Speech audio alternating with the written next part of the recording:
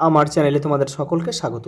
আজ আমরা class 4-এর Ryan Martin প্রশ্ন বিচিত্রা থেকে পরিবেশের তৃতীয় পর্যায়ক্রমিক মূল্যায়নের 10 নম্বর স্কুল সলভ করব।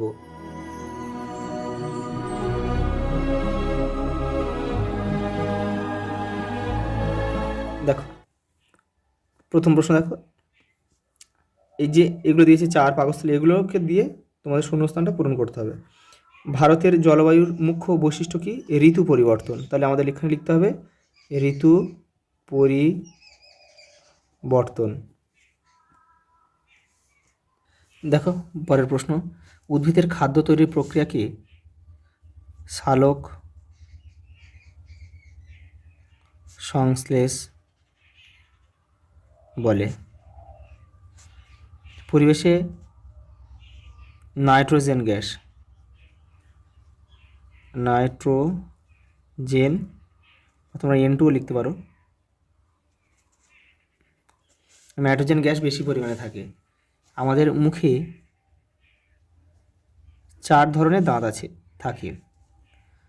ড্যাশ হলো আমাদের গ্রাসনালীর শেষে অবস্থিত থলির মতো অংশ, পাকস্থলী।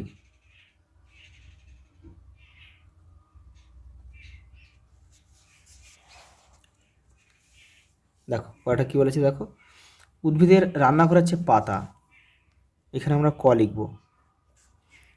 দাঁতের আবরণ হচ্ছে এনামেল, তাহলে এখানে আমরা খ লিখব।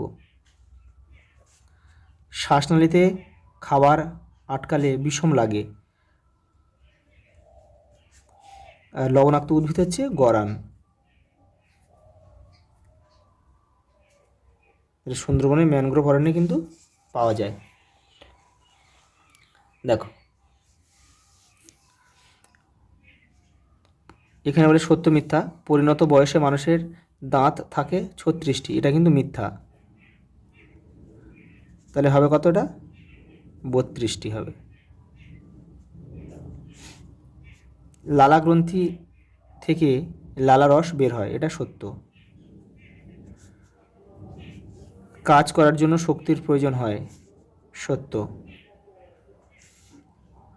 দুধ একটি শর্করা জাতীয় খাবার, এটা মিথ্যা।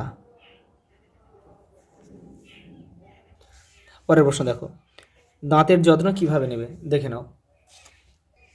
এই দেখো, প্রতিদিন সকালে ঘুম থেকে উঠে ব্রাশ করতে হবে, খাওয়ার পর ভালো করে কুলকুচি করতে হবে যাতে খাবারের কোনো টুকরো যেন দাঁতের মধ্যে আটকে না থাকে। রাতে খাওয়ার পর আমাদের ব্রাশ করার অভ্যাস গড়ে তুলতে হবে। পরের প্রশ্ন দেখো, বন্যপ্রাণী সংরক্ষণে কী কী ব্যবস্থা নেওয়া উচিত? দেখো তোমাদের বইয়ের 14 নম্বর পেজে উত্তরটা রয়েছে। দেখো এই যে বন জঙ্গল না কাটা, সেখানে প্রাণীদের খাবার ও তেষ্টার জল যাতে যথেষ্ট পরিমাণে থাকে তার ব্যবস্থা করা, চোরা শিকারীরা যেন তাদের মারতে না পারে সেদিকে লক্ষ্য রাখা। পরটা দেখো, মেঘ কীভাবে তৈরি হয় দেখে নাও। পরটা দেখো, জড়ের বৈশিষ্ট্যগুলি লেখো। এই দেখো, জড়ের প্রাণ নেই, জড়ের জন্ম বৃদ্ধি মৃত্যু নেই, জড়ের চলন ও গমন দেখা যায় না। পরটা দেখো, পদার্থের অবস্থান্তর কি? উদাহরণ দাও। পদার্থের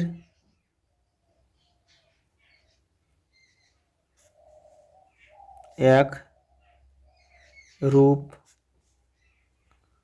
থেকে অন্য রূপে বদল হওয়াকে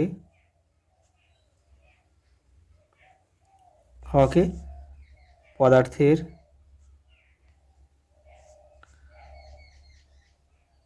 অবস্থান্তর বলে। যেমন বরফ গলে জল হয়। উদাহরণ, বরফ থেকে জল। সুষম আহার কাকে বলে? উদাহরণ দাও। এই যে দেখো, যেসব খাদ্যে মানবদেহের প্রয়োজনীয় সব খাদ্য উপাদান থাকে তাকে সুষম খাদ্য বলে, যেমন ডিম, দুধ। আজ এই পর্যন্ত, দেখা হবে পরের ভিডিওতে।